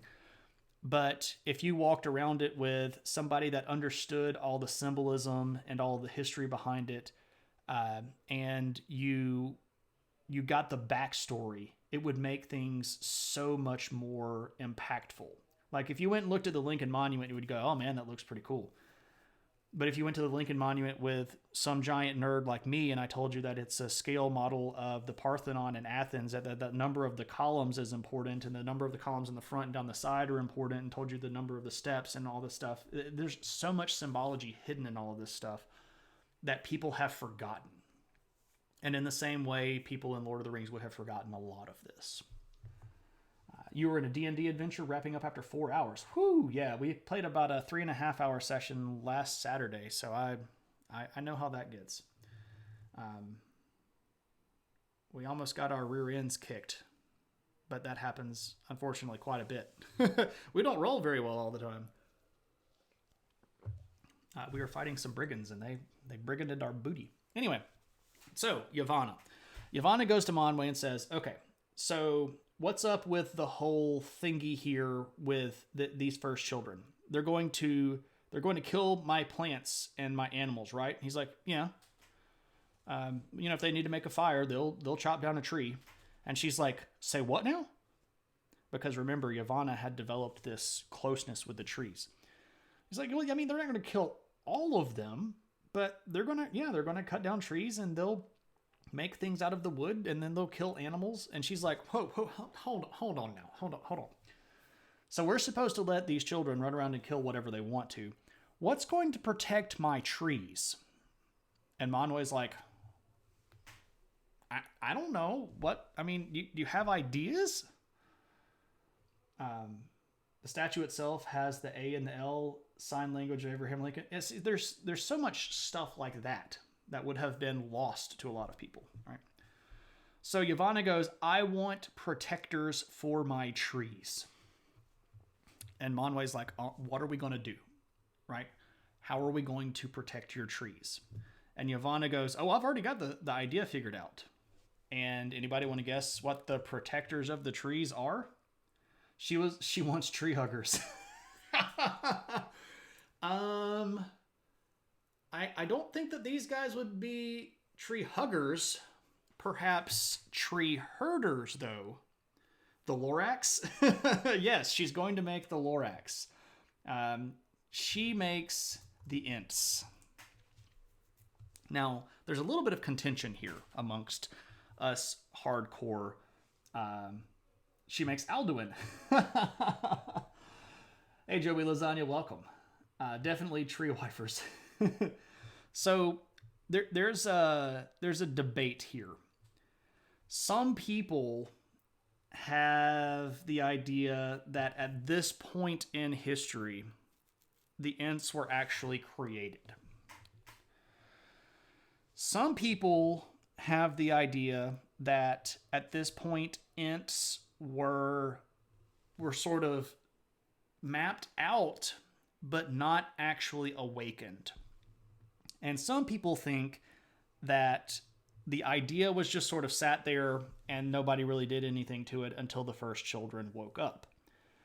I will tell you my opinion, and you can make your own informed opinion with your own research. So, my opinion is that at this point, prior to the awakening of the elves, that the Ents were actually made, and they became living beings. Now, you go, do they have the flame imperishable? And that's a great question.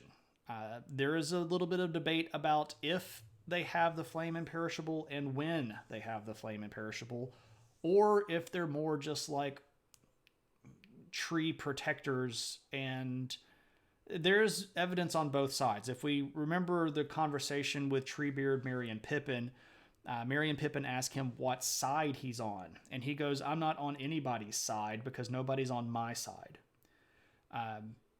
He's just a protector of the forest, and he does what he needs to do to protect the forest, right? When does Captain Planet come in? Probably a little bit later. That's probably in the Second Age when they start making rings. Hey, Mitchie, what's up, man? What's up? And also, welcome, David. So I think that at this point, the Ents were created. Now, did they start moving around? That's a question. I base my opinion on these facts. Number one, when we see elves talking to Treebeard, the elves refer to him as the eldest. The elves would not call him that if the elves were older than he was. Make sense? Right? Also, we do know that the elves were the ones that taught the Ents how to talk and move around. So I think that what happened was that Yavanna and Manwe did some work, and certain large, powerful trees, especially the ones that had survived the darkness, the destruction of Middle-earth with Melkor's first big war, that they chose those and sort of made them aware sentinels of the forest. And then later when the elves showed up, the Ents sort of became elf-like, but they had been around from before. The elves were able to tell that there were sort of spirits in these trees. You're of the thought that they were mapped out, drafted on paper, but not created until the elves drop. I understand that, and there are pieces of suggestion that would make that sense. I got to go back though to Elrond and Galadriel referring to Fangorn or Treebeard as the eldest. I have to. I mean, that's to me like that's a nod to him being the first thing, right? And that, of course, brings in this whole question of Bombadil. And I'm glad you asked about Tom Bombadil. You don't know much about Lord of the Rings, but Treebeard really seems like Tolkien putting himself into the story. That's a good angle. He is sort of a cataloger. Maybe he means the eldest tree. Tuna, that's a good point. That's a good one. Eldest tree. I would have to see it rendered in Elven. I need to go back to I need to go back to the original language that the Lord of the Rings was written in.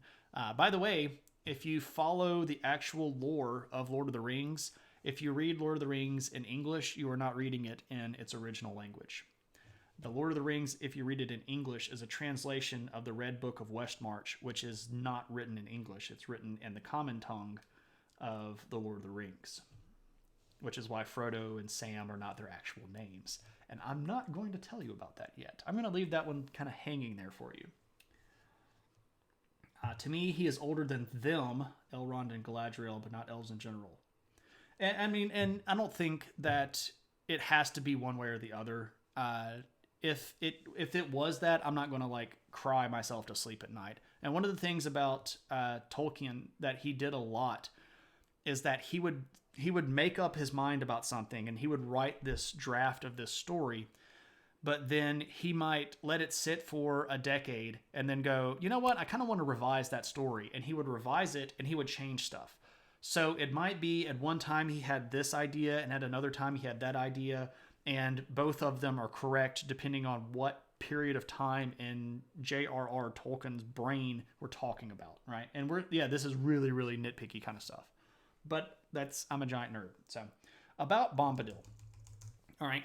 So around this period of time, there are frequent trips, if you will, between, well, not frequent trips, but occasional trips of Yavanna and some of the Maiar of Yavanna over to Middle-earth to see these trees, to protect things, to look for the first children. Also, Orome, one of the big Valar, the mighty hunter of the Valar, makes frequent forays over into Middle-earth, trying to find Melkor and maybe slay some of his minions. So there is movement between Aman, the Blessed Realm, and Middle-earth. Wait, Lord of the Rings wasn't originally written in English? Yes, Tolkien translated it to English. It's a bit of a farce, not a farce, a conceit. I don't think that he actually wrote the entire draft in Common Tongue and then translated it to English. I think that it is a conceit that allows us to understand that what we are reading is not supposed to be the original text. You see Tom Bombadil as a nod to what he says in World War I. As massive and destructive as the war was, as much good and evil happened, there was still much of the world that wasn't affected by it at all and didn't care about the outcome.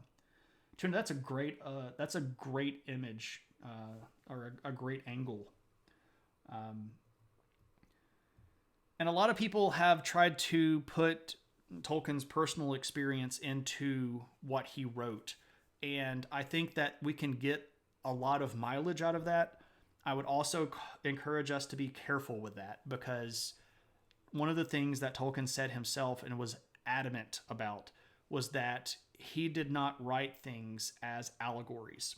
So while the intent was to not write an allegory, unintentional things from subconscious and from life experience are going to get into the texts. There's no way to avoid it, right? You're going to have some of you get into what you write. So we can see that, but I don't think we have to look for it, if that makes any sense. Like if it becomes evident that we can go like, oh yeah, yeah. But I don't know if we can start looking for stuff like, okay, what is Germany? Let's go find it. I think we might get into a little bit of problem there. Okay, so anyway, we have a whole bunch of trips from Aman and the Blessed Realm over to Middle-earth. And Yavanna is going over there frequently because she's tending animals and plants that were hurt, and she's reawakening them and restoring them to the light. And some of her Maiar are going to decide that they would like to live in Middle-earth. And there's a large group led by Melian. Melian is one of the most powerful of the Maiar. We can see a picture of her here. Melian decides that she and some of Yavanna's other Maiar are going to live in Middle-earth in a region called Beleriand. And we haven't talked a lot about Middle-earth geography yet because it hasn't become particularly important. We will talk about that a lot more when we get to History of Middle-earth Part 3. So here's Melian. And so she leads a big portion of the more kind of earthy, growthy minded Maiar into a a peaceful exodus from Aman to live in the beauty of Middle Earth, because over there it's much less constructed. It had still preserved a lot of the destruction from the big war, and there was a lot of work to be done over there. There was a lot of healing and regrowth and a lot of recreation, and the Maiar really delighted in that. They saw this as a great opportunity for them to further the goals of the Valar, and because things had appeared fairly peaceful for a while, they thought that this would be a great period of time to try to heal the hurts of Middle Earth as well. I'd say it was more vague impressions than one-to-one. Yeah, Tolkien did. One of his beefs with C.S. Lewis was Lewis's sort of hand-fisted allegory. Right. Like the way Aragorn has aspects of Christ, but is not an allegory of the Savior. Right. So yeah, all of that stuff. You can see it, but it doesn't have to be one-to-one. All right. So this is important because Melian staying in Middle Earth is going to be an important element, because Melian is going to end up a queen in one of the kingdoms of Middle Earth. Tolkien hated being read as a Christian allegory. He felt it was blasphemous and that only Scripture should reflect Scripture. Yes. He was a very, very stout and very kind of conservative, good old-fashioned standard English Christian. Good old Christian. Points to Isaac. Yes. Okay. So fixing the world over in Middle Earth. And now we come to the climax of this afternoon's stream. Because Varda, the queen, well, that's Melian, sorry. Varda.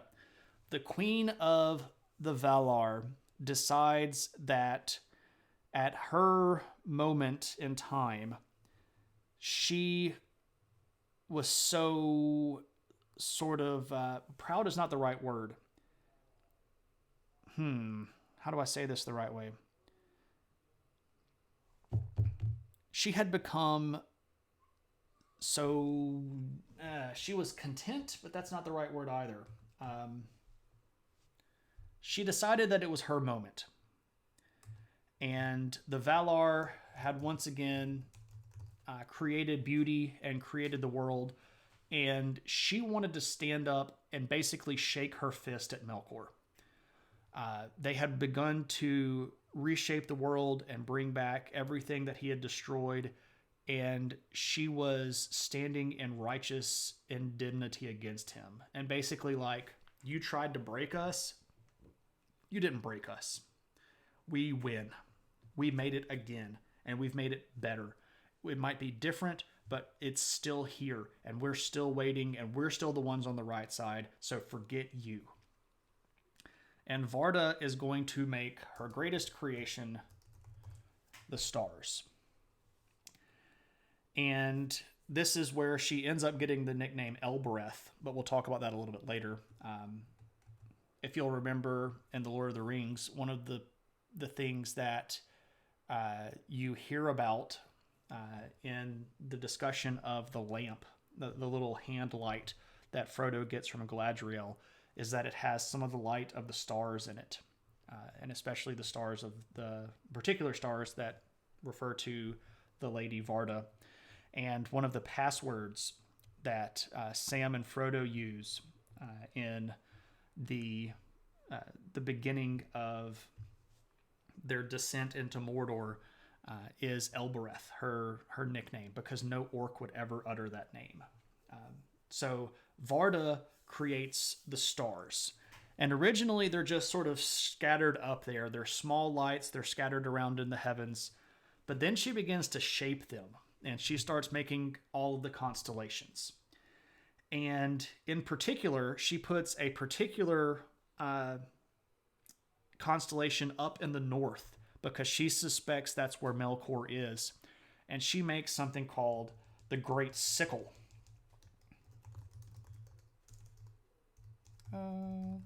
So the Great Sickle is roughly an analog of the Big Dipper. If you know what the Big Dipper looks like, just imagine that being, instead of a dipper with a handle, more like a handle with a curved scythe blade, and it sits up at the north, sort of hanging over Melkor's head, because this was done in a direct challenge to Melkor.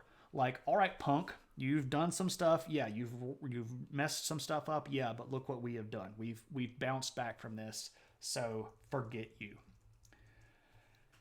And at that moment, when the stars break out and the light of the stars first shines down on Arda, the first children awaken. And these are the elves. And they awaken around a lake in the southern part of Middle-earth called Cuiviénen. And the first thing that they see up in the heavens are the stars. And they immediately fall in love with the stars and see the beauty of the stars and the trees and the earth around them. And they know that they are irrevocably tied to this earth. One of the things that they first recognize is that they are part of something so much larger than them, and that they need to figure out what's going on. But they don't know anything. They don't have a speech. They don't have any sort of knowledge. They just awaken. And what's important is that when they awaken on the shores of the lake, none of the Valar know that they're awake yet. So there is a period of time from between when they show up and when the Valar first find them. And that's when they start trying to develop speech and things of their own, because they have the flame imperishable. They have sentience. They can create. They can think for themselves. They can decide. And this is where things get nasty. Because while the Valar were looking for the first children, Melkor was too. And Melkor had sent out his spies and his demons and his evil spirits to the darkest places all over Middle-earth. And Melkor finds the elves first.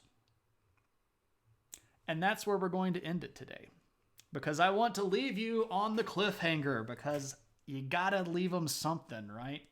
You gotta know what's going on. What's going on? Oh yeah, I know. Boo. You gotta leave them wanting more. You gotta leave them wanting more. So that is where we will end History of Middle-earth Part 2, with the elves being found by Melkor. Arcadian is having a mild moment right now. Alrighty, ladies and gentlemen. I love that, by the way. Find 35 friends to go follow the channel and you'll get to be part 3. Well, now that KP mentioned that, I will remind everybody that we can have another one of these as soon as you all, and as soon as we all get to 400 followers. We are currently at 367, so you don't even need 35. You only need 33. I'm not trying to tell you to go out and convince people to follow this channel just because you want to see another one. But if you think people would appreciate hanging around in the group and having a good time and talking about history, send them my way. And don't pressure them to follow. I'm not going to pressure them to follow. You'll make an account for the dog. Yeah, don't go make all clickbaity accounts. Nobody go to Bangladesh and hire some bots to come follow me. Don't do that. I do not want anyone pressuring anybody to make them follow the channel. But if you think that you know somebody that might appreciate the channel, just send them my way. And if they feel like they're having a good time and they want to come back, let them click follow on their own volition. Give them the flame imperishable. Let them make their own decisions. Don't make automatons. because that's not what I want. But we are at the end of what I had planned. But if you all have any questions about the stuff from History of Middle-earth Part 1, the stuff from this discussion, or to a limited extent, basically anything else, you are welcome to ask. Now, what I don't want you to do is go, hey, what happens next? Because I know some of you would be like, okay, so what happens when Melkor finds the elves? That's not what I want you to ask. If there are questions about this material, how it plays into other things that you might be familiar with, if there's anything else that I could ramble about, please feel free to ask. I'll be happy to answer. This is kind of my bread and butter stuff. Is there anything important to the fact that there are two of certain important things in the myth? 2 lamps, 2 trees, 2 towers. Yes, the idea here is balance, Techman. That there are opposing forces that can exist in harmony. And you see that a lot.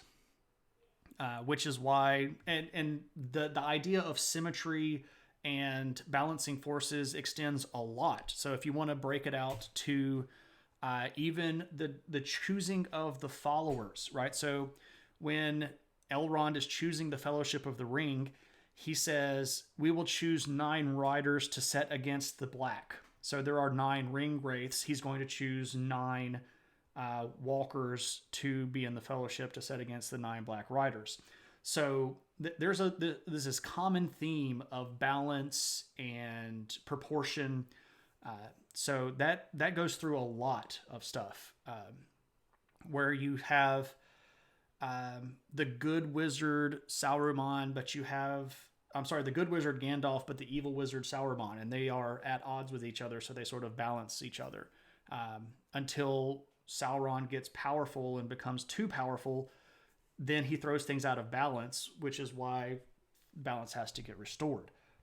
So that kind of stuff, yeah. Also, the Silmarillion is a book you can read ahead.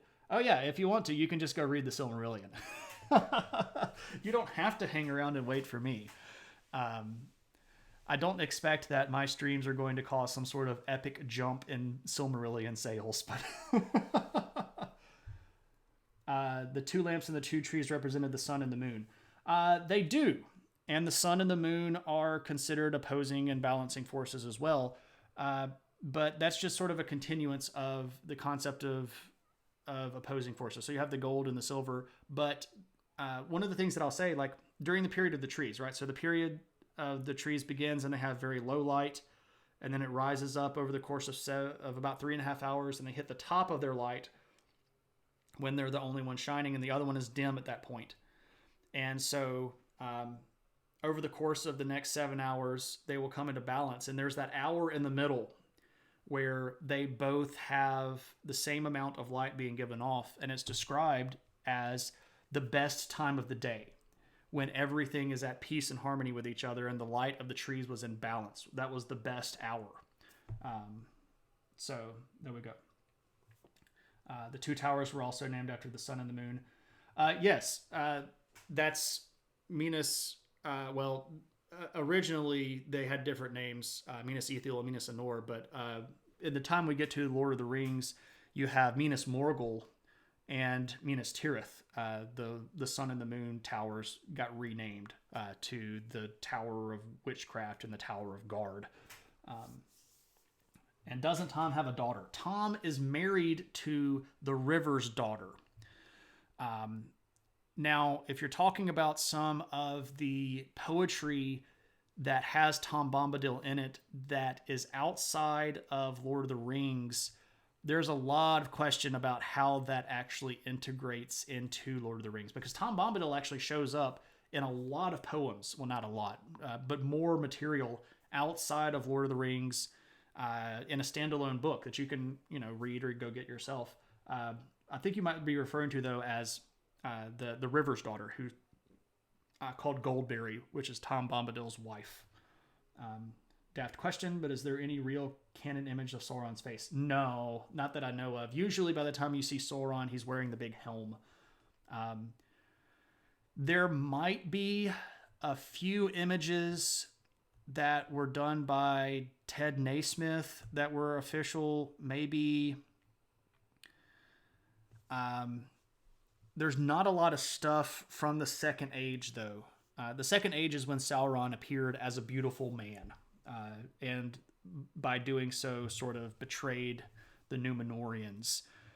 There might be some images from that period of time that were officially sanctioned by the Tolkien group, but I do not know.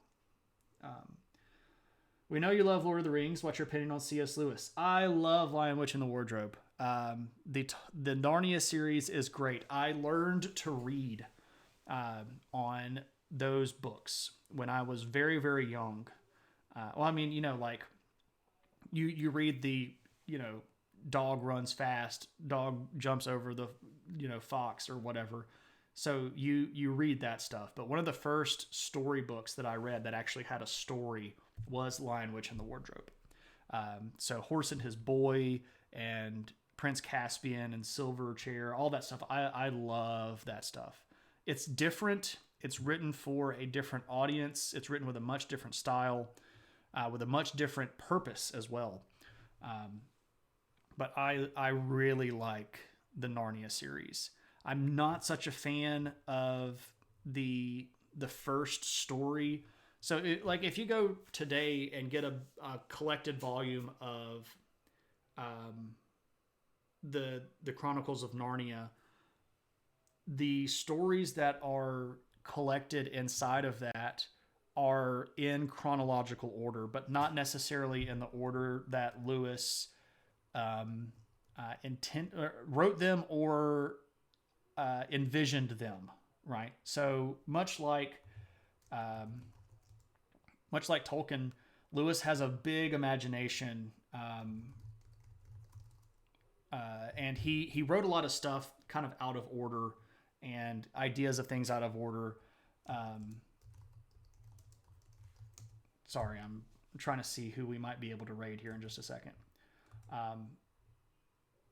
So the first story that you would read in chronological order is called The Magician's Nephew, but it's actually chronologically the last one that Lewis wrote, and he didn't even really want to write it. He sort of got cajoled into writing it. And it's basically an origin story of Narnia. And he wrote it because people were just sort of like chomping at the bit to know how Narnia got started. But it's almost like once you explain the magic, it kind of takes part of the magic away. And it's a good story and it makes sense, but it does sort of take some of the magic away. What about his Paralandra series? Those are okay. I don't dislike those. They are, again, they're even a different genre, I would argue. But they're okay. I mean, I've read all of them. And I would read them again. I don't have a problem with them. I like the Narnia stuff better, though. I think that they are... how do I say this? Because I don't want to be rude.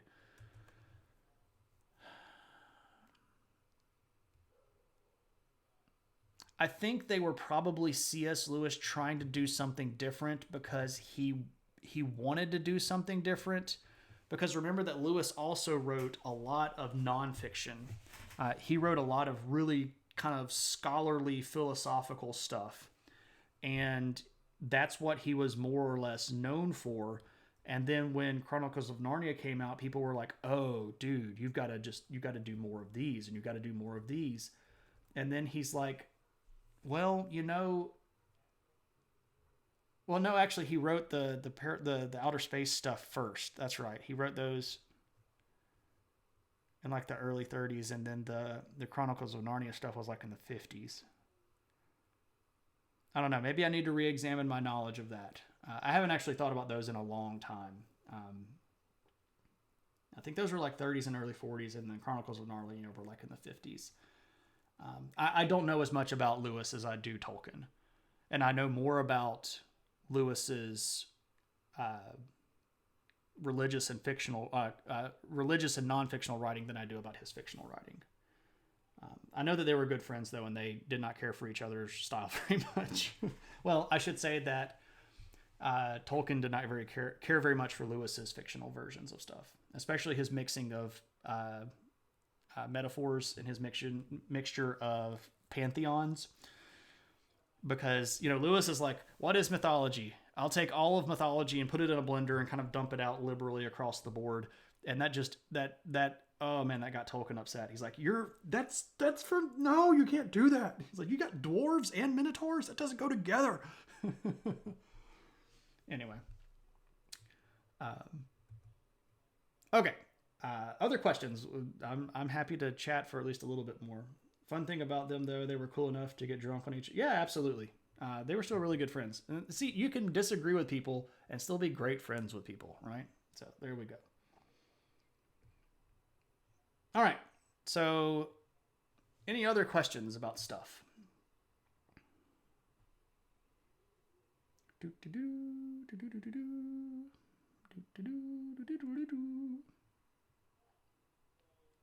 All right.